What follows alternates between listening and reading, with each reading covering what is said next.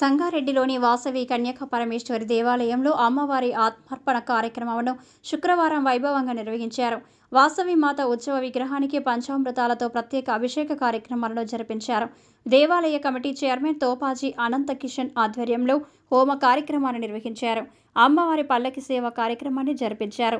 కార్యక్రమంలో ఉపాధ్యక్షుడు మేడం రాధాకిషన్, కోశాధికారి జూలకంటి మల్లేశం, కార్యనిర్వహణ కార్యదర్శి కోంపల్లి విద్యాసాగర్, ఆర్యవేశ సంఘం పట్టణ కార్యదర్శి నామ భాస్కర్, కోశాధికారి అమేటి భాస్కర్, సభ్యులు అమేటి ప్రభలింగం, గుండ్లపల్లి నరేష్ కుమార్, బండారు యాదగిరి, యోజన సంఘం అధ్యక్షులు తోపాజీ హరీష్, మహిళా నాయకులు తోపాజీ, తేజావతి, తేజావటైజ్ మాలతి తదితరులు పాల్గొన్నారు.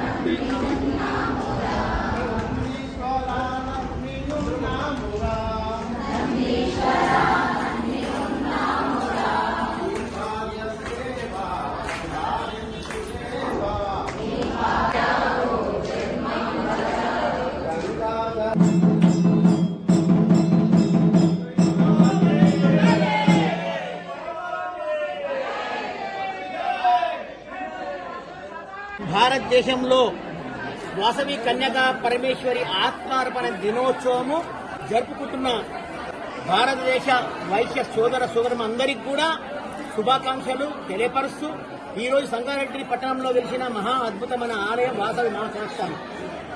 ఈ వాసవి మహాశాస్త్రంలో లక్ష్మీ గణపతి, ఉమారామలింగేశ్వరుడు, వాసవి కన్యకా పరమేశ్వరి ఈ ముగ్గురు దేవుళ్ళ కలయిక శ్రీ శ్రీ శ్రీ మహేశ్వర శర్మ సిద్ధాంతి గారు, అలాగే శ్రీ శ్రీ శ్రీ మాధవానంద సరస్వతి స్వామి యొక్క పూర్తి యొక్క పర్యవేక్షణలో ఇద్దరు గురువర్యుల యొక్క అనుగ్రహంచే ఈ ఆలయం నిర్మాణం చేయబడ్డది.